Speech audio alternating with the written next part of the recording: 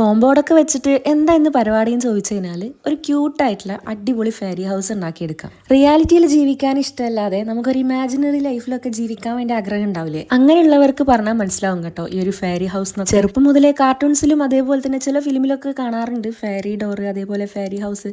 ഇതൊക്കെ കാണുമ്പോൾ അതിലേക്ക് കടന്നു പോകാനുള്ള ഒരു ആഗ്രഹം മനസ്സിലുണ്ടാവാറുണ്ട്. പക്ഷെ അതൊരിക്കലും പോസിബിൾ അല്ല അല്ലേ? എല്ലാവരുടെ ലൈഫിലും ഇതേപോലത്തെ ആഗ്രഹങ്ങളും കാര്യങ്ങളൊന്നും ഉണ്ടാവണം എന്നില്ല. ചില ആൾക്കാരുടെ മനസ്സിലുണ്ടാകുന്ന കാര്യങ്ങളാണ് ഒരു സ്വപ്നത്തിലൂടെ കടന്നു പോകുക എന്നുള്ളത്.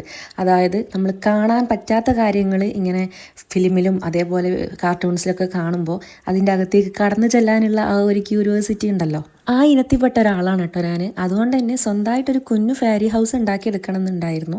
ആ ആഗ്രഹം അങ്ങ് സാധിപ്പിച്ചേക്കാന്ന് വിചാരിച്ചു. ഞാനിവിടെ ഫോം ബോർഡ് വെച്ചിട്ടാണ് ഈ ഒരു ഹൗസ് ഉണ്ടാക്കിയെടുക്കുന്നത്. നിങ്ങൾക്ക് വേണമെങ്കിൽ കാർഡ്ബോർഡ് വെച്ചിട്ട് ഉണ്ടാക്കിയെടുക്കാം കേട്ടോ. പക്ഷെ ഫോം ബോർഡ് വെച്ചിട്ട് ഉണ്ടാക്കുമ്പോൾ കുറച്ചും കൂടി ഈസി ആയിരിക്കും കട്ട് ചെയ്യാനും മറ്റുള്ള കാര്യങ്ങളൊക്കെ. പിന്നെ എൻ്റെ അടുത്തുള്ള സ്ട്രോ വൈറ്റ് ആണ്, പ്ലെയിൻ വൈറ്റ്. നമുക്ക് വേണമെങ്കിൽ അതിന് പ്രിൻ്റൊക്കെ കൊടുക്കാം. ഞാൻ കളർ വെച്ചിട്ട് ഹാർട്ട് ഷേപ്പ് വരച്ചെടുത്തതാണ്. അപ്പോൾ ഇനി പ്രിൻ്റ് ഉള്ളത് തന്നെ വേണമെന്നുണ്ടെങ്കിൽ നിങ്ങൾ സ്റ്റേഷനറി ഷോപ്പിലൊക്കെ പോയി കഴിഞ്ഞാൽ ഉണ്ടാവും കേട്ടോ. ഇനി നമുക്ക് മൊത്തമായിട്ട് ഈ ഹൗസ് ഒന്ന് മിനുക്കിയെടുക്കാം. അതിന് വേണ്ടിയിട്ട് ഒരു ഡോറും പിന്നെ ഒരു വിൻഡോ ഒക്കെ കൊടുത്ത് സെറ്റാക്കി എടുത്തിട്ടുണ്ട്. ഇത് നമുക്ക് വേണ്ടത് ഈ ഹൗസ് വെക്കാനുള്ളൊരു സ്പേസ് ആണല്ലേ. അപ്പം അതിന് വേണ്ടിയിട്ട് ഒരു ഫോം ബോർഡും കൂടി എടുത്തിട്ടുണ്ട്. എന്നിട്ട് ആ ഹൗസ് അതിൻ്റെ മുകളിൽ വെച്ചിട്ട് അളവെടുത്തതിന് ശേഷമാണ് ഞാൻ ഡബിൾ ടാപ്പ് വെച്ച് ഒട്ടിച്ചു കൊടുക്കുന്നത്.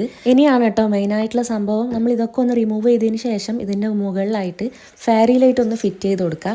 പിന്നെ നമുക്ക് കോട്ടനോ അല്ലെങ്കിൽ പില്ലോ സ്റ്റഫോ യൂസ് ചെയ്തിട്ട് ഇതിൻ്റെ മുകളിലൊക്കെ ഒന്ന് ഒട്ടിച്ചു കൊടുക്കാം. സാധാരണ രീതിയിൽ എൻ്റെ വീട്ടിൽ കോട്ടൺ ഉണ്ടാവാറുണ്ട്. ഞാൻ ഇന്ന് ക്രാഫ്റ്റ് ചെയ്യുന്നതായിട്ടാണോ എന്നറിയില്ല, എവിടെയും കോട്ടൺ ഉണ്ടായിരുന്നില്ല. അതുകൊണ്ട് തന്നെ വീട്ടിലുള്ള പില്ലോന്നൊക്കെ വലിച്ചു വാരി എടുത്തതാണ് കേട്ടോ ഇതൊക്കെ. എന്തായാലും സാരില്ല, എനിക്ക് എങ്ങനെയെങ്കിലും ആയിട്ട് ആ ഒരു ഫെയറി ഹൗസ് കണ്ടാൽ മതി. അപ്പോൾ ഫൈനലി നമ്മൾ ഇതിൻ്റെ ഫെയറി ലൈറ്റൊക്കെ ഇട്ടിട്ട് സെറ്റാക്കി എടുത്തിട്ടുണ്ട്.